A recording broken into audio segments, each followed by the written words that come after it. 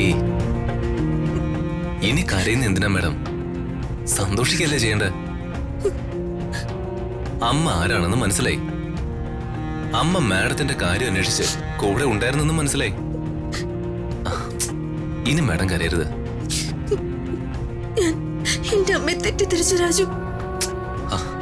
അതൊന്നും മനഃപൂർവ്വം അല്ലല്ലോ മാഡം. ആർക്കും തോന്നിപ്പോകുന്ന കാര്യം മാഡത്തിനും തോന്നിപ്പോയി. അത് സ്വാഭാവികമല്ലേ? എന്നാലും രാജു, ഞാൻ ഇന്നലെ മാഡത്തിനോട് പറഞ്ഞില്ലേ, അമ്മ ഒരു ദുഷ്ടയാവാൻ യാതൊരു സാധ്യതയില്ലാന്ന്. അമ്മ മാഡത്തിനെ വിട്ട് ദൂരെ എങ്ങും പോയിരുന്നില്ല. മാഡത്തിനെ എപ്പോഴും കാണാവുന്ന അകലത്തിൽ തന്നെയായിരുന്നു മാഡത്തിന്റെ അമ്മ നിന്നത്. അവര് മാഡത്തിന്റെ ജീവിതത്തിലെ പല പ്രധാന കാര്യങ്ങൾക്കും സാക്ഷിയായിരുന്നു. പിന്നെ എന്തിനാ രാജു അമ്മ എന്നെ വിട്ടിട്ട് പോയത്? എന്തിനാ അമ്മ എന്റെ സ്വന്തം അമ്മയാണെന്നുള്ള കാര്യം എന്നോട് മറച്ചു വെച്ചത്? മീരയാണെന്ന് എന്തിനാ എന്നോട് കള്ളം പറഞ്ഞത്? അമ്മ എന്നെ വിട്ടിട്ട് ഇത്ര നാളെ എവിടെയായിരുന്നു രാജു? എനിക്കൊന്നും മനസ്സിലാവുന്നില്ല.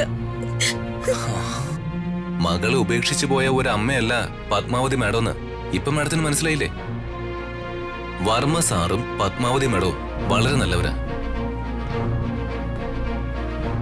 പക്ഷേ പിന്നെ എന്തിനായിരിക്കും അവര് പരസ്പരം പിരിഞ്ഞത്? എന്തിനാ സ്വന്തം മകളെ വിട്ട് അവരിങ്ങനെ മാറി നിൽക്കുന്നത്? ഒരു നോർമൽ സെൻസ് വെച്ച് നമുക്ക് ആലോചിക്കാവുന്നേ ഉള്ളൂ. വർമ്മ സാറിന്റെ പത്മാവതി മാഡത്തിന്റെ ജീവിതത്തിൽ കയറി ആരോ കളിച്ചിട്ടുണ്ട്. അത് നമുക്ക് അന്വേഷിച്ച് കണ്ടെത്താം.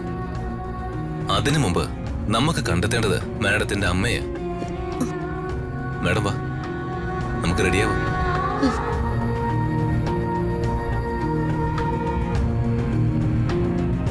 ഇല്ലില്ല, അവിടത്തേക്കുള്ള എല്ലാ കാര്യങ്ങളും ഞാൻ ഏർപ്പാട് ചെയ്തിട്ടുണ്ട്. ഞാൻ വിളിക്കാം. ഇറങ്ങുവാണോ? ആ, ഇറങ്ങിക്ക. അവരുടെ കൂടെ പോവാത്തോണ്ട് ഒരു സ്വർഗം കിട്ടിയ സന്തോഷായി. വലിയ ഭാഗ്യം. മോൾക്ക് അമ്മയെ കാണാൻ പറ്റിയല്ലേ? അമ്മയെ ഇതിനു മുമ്പും കണ്ടിട്ടുണ്ട്. പക്ഷെ അത് അമ്മയായിരുന്നെന്ന് അല്പം മുമ്പ് തിരിച്ചറിഞ്ഞ. എനിക്ക് പല കഥകളും അറിയില്ല മക്കളെ.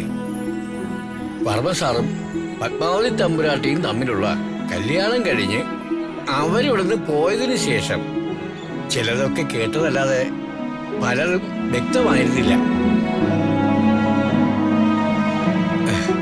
അല്ല, ചിലതൊക്കെ വിഷമങ്ങൾ ഉണ്ടാക്കുന്ന കാര്യങ്ങളായതുകൊണ്ട് വിശദമായിട്ട് അന്വേഷിക്കാൻ പോയതുമില്ല.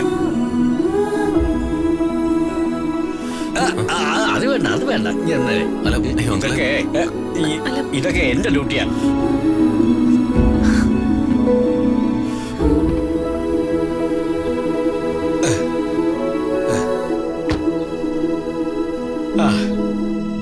എന്റെ ഡ്യൂട്ടിയിൽ ആരും കൈയടത്തുന്നത് എനിക്കിഷ്ടമല്ല.